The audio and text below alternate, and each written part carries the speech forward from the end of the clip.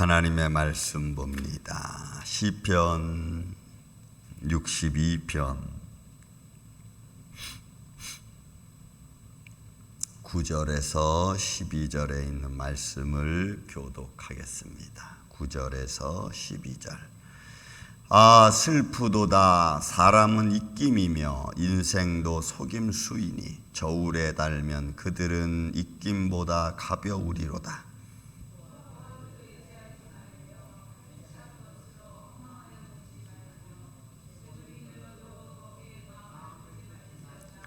하나님이 한두 번 하신 말씀에 내가 들었나니 권능은 하나님께 속하였다 하셨도다.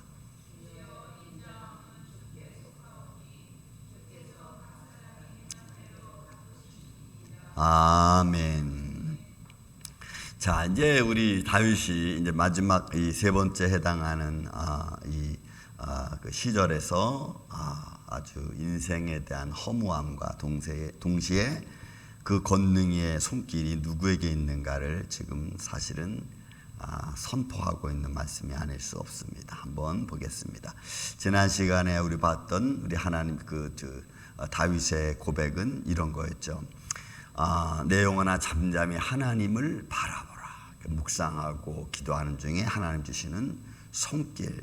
그렇지만 우리 인생들이 하나 앞에 나아가서 어느 때든지 내가 다 모든 걸 주님 앞에 토해놓고 그리고 하나님의 때를 기다리는 그런 모습이죠. 하나님을 의지하는 그런 마음인 겁니다. 그런데 그렇지 않고는 보면 9절부터 이제 그렇게 하나님 의지해야 되는데 인생을 의지하는 자에 대한 또 세상을 의지하는 데 대한 허무함을 또 표현하는 말이 아닐 수 없습니다. 보세요. 아, 슬프도다. 사람은 입김이며 인생도 속임수이니 저울에 달면 그들은 입김보다 가벼우리로다. 그러니까 인생의 자취를 사실 말하고 있는 겁니다. 인생의 자취가 여러분 지금은 많은 것 같고 힘 있는 것 같고 권능인 것 같지만 그러나 그 인생도 한번 왔다 가는 그런 모습으로 볼 때는 사실은 그렇게 큰 의미가 없다는 거죠. 아무리 권력이 있고 힘이 있고 뭐 독재를 40년, 50년을 한다 할지라도 그 인생은 그냥 지나가면 사실은 끝나는, 그리고 그 자취는 이 본문에 있는 말씀처럼 입김보다도 가벼운. 여러분, 저는 미국에 와서 한국에서 저울을 이렇게 보면은 이렇게 물건 올리면 이렇게 저울 달고, 그죠? 또 뭐 한 대, 두 대, 한 말, 두 말 이런 식으로 큰 것만 제가 생각을, 저울 할 때는 무거운 거를 다는 것만 생각을 했는데 미국에 와서 저 47가 주얼리 거리를 제가 다니면서 신방을 제가 이렇게 했잖아요. 우리 주얼리 그때 하시는 분이 계셔가지고 뭐 지금도 계시지만 거기 가서 깜짝 놀랐어요. 놀란 게 뭐냐면 요만한데 그게 저울인 거예요.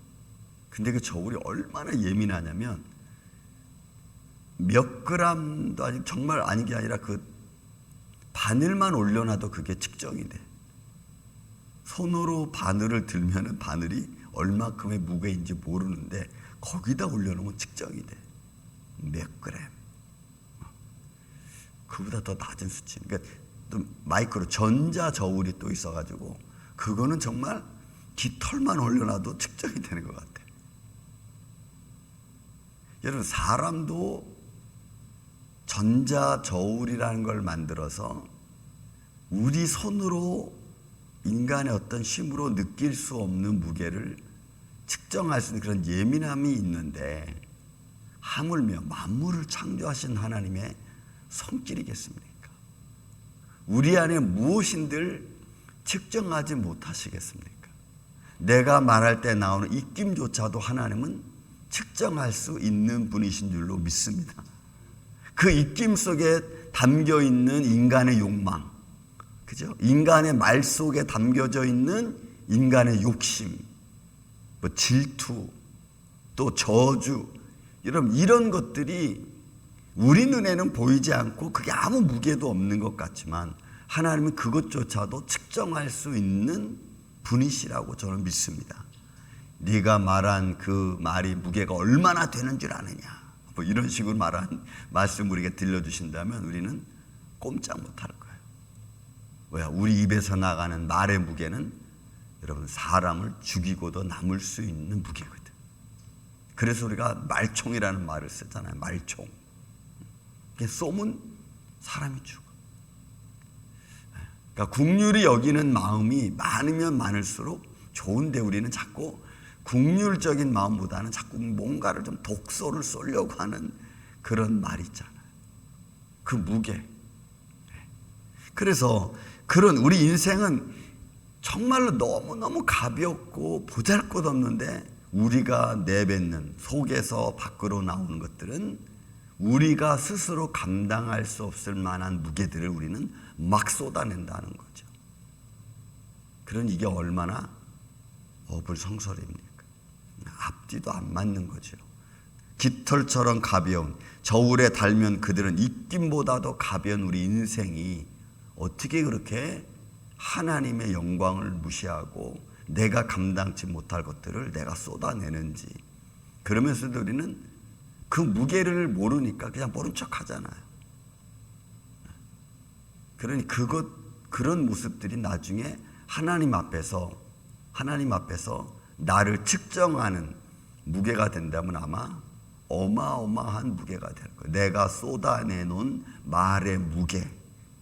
이거는 우리가 내가 60평생, 70평생 쏟아는 말의 무게는 아마 내 스스로는 감당치도 못할 것 같습니다. 그런데 그런 무게를 쏟아내면서도 인생이라는 자체가 얼마나 가벼운지도 모른 채 그런 일을 우리는 행하고 있다. 그런데 보세요. 그 입김이 그렇게 가벼운 인생이 포악을 의지하지 말아야 될 포악을 의지하고 또 탈취한 것으로 허망해지고 탈취한 남의 걸 빼앗고 갈취하고 속이고 이런 것들로 내가 막 풍부하게 쌓아놓고 그것이 막 나를 크게 높일 줄 아는데 그것만큼 허망한 것이 없는데 이게 허망한. 근데 우리는 그게 막 나를 높여줄 걸로 우리는 자꾸 착각하는 거죠. 보세요. 재물이 늘어도 거기에 마음을 두지 말며. 그러니까 하나님께서 깃털보다 가벼운 인생이 무엇을 의지하겠어요? 무엇을 의지한들 그 깃털같이 가벼운 인생이 안정을 찾을 수 있겠습니까?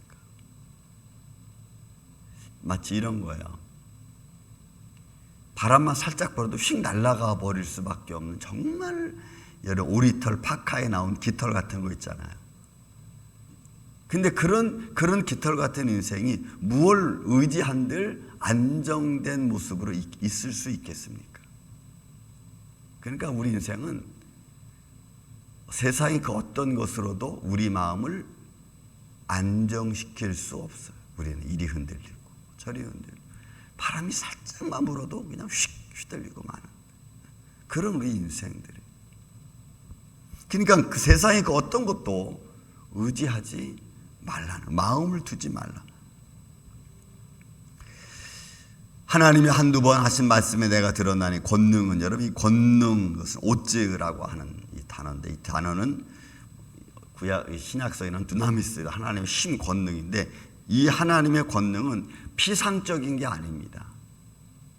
권능, 여기서 나는 오즈라는 단어. 그러니까 하나님의 힘, 하나님의 권능은 피상적으로 있을 것 같아, 뭐 이런 건가 이런 게 아니고 나타내지는 거예요. 이스라엘 백성들을 애굽에서 광야로 이끌어내실 때 기적과 모든 하나님의 영광을 드러낸 것은 하나님의 힘 오즈입니다. 그러니까 하나님의 권능은 우리 현실 속에 나타내지는 거예요. 그 나타나는 것 중에 하나가 또 있다면 우리가 지금 이렇게 살아갈 수 있도록 하나님 우리에게 주시는 하나님의 은혜, 손길이죠. 손길이. 저는 이 손길이 늘 여러분들과 함께 있기를 예수님의 이름으로 축원을 드립니다. 그래서 이 하나님의 권능, 이 하나님 권능은 하나님께 속하였다 하셨도다. 그러니까 우리는 하나님께 속한 하나님의 손길에 의해서 매일매일을 사실 살아가는 존재죠. 내가 사는 것 같지만 여러분, 하나님이 나로 하여금 살게 해 주십니다. 저는 이런 아주 기본적인 원리를 이렇게 한 번씩 깨닫고 나면은 허무해질 때가 한두 번이 아니에요. 아유, 내가 뭔가 이런 생각이 들어요. 하나님이 오늘도 아침에 나를 깨워주지 아니하셨다면 우리는 그냥 영원히, 그죠? 그 속에서 잠자고 있었을 텐데. 그런 존재잖아요. 잠자는 것과 죽은 것의 차이는 숨을 쉬고 안 쉬는 것과, 인간적으로 볼 때는, 생물학적으로 볼 때는. 근데 하나님 안에서는 사실 제가 같다 그랬죠. 같은 모습이에요. 하나님의 권능의 손길이 나와 함께 있을 때 내가 오늘도 움직일 수 있고, 오늘도 내가 무언가를 할 수 있는 의지가 생기는 줄로 믿습니다. 그게 하나님의 손길이에요. 하나님의 권능이라 이 말이에요. 그러니 보세요, 여러분.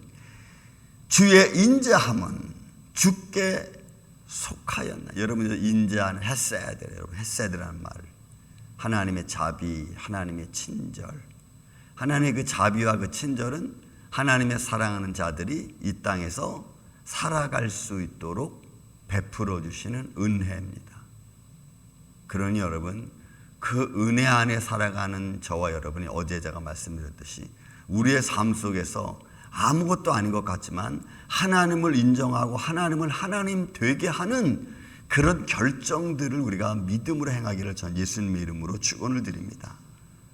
그런 것들이 아무렇지도 않게 그냥 내 삶의 주관이 내가 먼저인 것처럼 그렇게 하지 말고, 이 하나님의 자비하심이, 하세드라고 하는 것은 하나님이 내게 베풀어주는 큰 손길입니다. 우리는 그 안에서 살아가고 있는데 마치 이런 거예요. 공기를 주시고 때로는 시원하게 바람을 이렇게 세게 해주시고 내가 이렇게 살아갈 수 있는 삶의 환경을 다 조성해 줬는데도 불구하고 그런 것들을 불평하고 그런 것들에 대해서 내가 무가치하게 생각하는 그런 자세. 만약에 자녀들이 좋은 집에서 부모랑 같이 사는데 나는 이거 싫어 막 이렇게 불평하면은, 너는 내가 너한테 좋은 자리를 베풀어 준 것을 너는 그 불평하냐, 뭐 이렇게 되는 거죠. 그럼 너는 한번 나가봐, 나가 살아봐. 여러분, 우리 자녀들이 그런 한 적 있어요. 우리 큰아이가 어느 날, 아빠 나 내년에 집 나가서 살 거야. 그래? 너 계획은 됐냐? 자기가 셋대. 그래, 한번 해봐. 그러더니 오케이 알았어. 가만히 있었지. 그러더니 바로 그 다음날, 아빠 안 될 것 같아. 왜? 했더니 좀 생각해보니까 이게 안 되더래. 계산이 안 맞는 거죠. 나가서 렌트비 내야지, 그 다음에 기름값, 차 보험료, 생활비, 이거 그냥 자기가 아무것도 안 먹고 안 써도 나가는 게 2,000불이야. 자기 상황에서 보니까 더 될 수도 있고, 이게 수지가 안 맞는 거예요. 그러니까 자기가 부모님과 편안히 있다고 하는 것을 몰라. 그리고 자기가 나가면 더 잘 될 것 같고, 뭐 자기가 나가면 더 잘할 것 같고 하는데, 계산해 보니까 이게 안 되니까 그 다음날, 아빠 내가 다음으로 연결해야 될 것 같아. 그렇게 해라. 그거 똑같아요, 여러분. 하나님 안에서 우리가 이렇게 평안을 누리고 있는데 그것이 얼마나 평안인지를 모른 채 망나니 짓을 하는 거예요. 잘못하면. 보세요, 여러분. 12절. 주의 인자하심, 그게 주께 속하였나니 주께서 각 사람이 행한 대로 갚으심이니이다. 각 사람이 행한 대로. 그러니까 여러분, 하나님 우리에게 하셔야 친절과 자비와 은혜를 내가 베풀어 주시면 우리는 그 은혜 안에서 오히려 또 하나님께 감사하고 그 하나님께 다시 그 영광을 돌릴 수 있는, 그래서 하나님의 은혜 안에서 살아가는 내가 다시 은혜를 베풀면 바로 그 현장이 하나님의 영광을 드러내는 현장인 줄로 믿습니다. 어제 제가 말씀을 드렸죠. 여러분, 우리가 하나님의 감사를 드릴 때, 그죠? 거기서 하나님의 의가 드러날 때, 하나님의 의 때문에 내 죄가 드러나면, 그러면 그 자체가 하나님의 하나님을 영화롭게 하는 거라고. 그러니 여러분, 우리가 하나님을 영화롭게 하는 것은 다른 게 아니에요. 내가 하나님의 은혜를 깨닫고 하나님의 은혜 가운데 내가 거한다는 걸 충분히 알고 감사하고 그걸 베풀 때 나타나는 하나님의 큰 보이지 않는 손길, 그러니까 여러분, 우리가 친절을 베풀고 좋은 말을 하고 사랑의 모습을 보이는 것은 하나님의 영광을 드러내는 것인 줄로 믿습니다. 하나님이 각 사람이 행한 대로 내가 갚겠다. 그럼 그렇게 많이 행한 자는 하나님이 많이 또 무언가를 베풀어 주시겠죠. 흔들어 넘치도록 주시는 하나님의 손길 안에서 우리가 평안을 누리고 같이 나눌 수 있는 그런 우리 임마누엘 장로교회 이 아침 저와 여러분 되시기를 예수님의 이름으로 축원을 드립니다. 사랑과 은혜가 많으신 아버지 하나님, 감사합니다. 입김보다도 가벼운 우리의 인생이 하나님 앞에서 살아가면서 그 은혜를 모른 채 우리가 감당할 수 없는 무게들을 쏟아놓는 어리석음 범하지 않도록 우리를 붙잡아 주시옵소서. 하나님의 손길 안에서 오늘도 우리가 살아감을 믿습니다. 주님 감사합니다. 사랑하는 예배자들을 축복하여 주시고 주님의 몸된 교회와 속한 모든 성도들 가정 위에 주님 오늘도 하나님의 이 했어야 될 자비하심이 풍성히 임하게 하여 주시옵소서. 모든 어둠의 세력이 예수의 이름으로 물러가고 가정마다 평온이 깃들어가는 가정들 되게 하여 주옵소서. 예수님 감사합니다. 오늘 이 하루도 이런 복된 한 날 되게 하여 주시옵기를 원하옵고 사랑이 많으신 예수님의 이름으로 기도하옵나이다. 아멘. 하늘에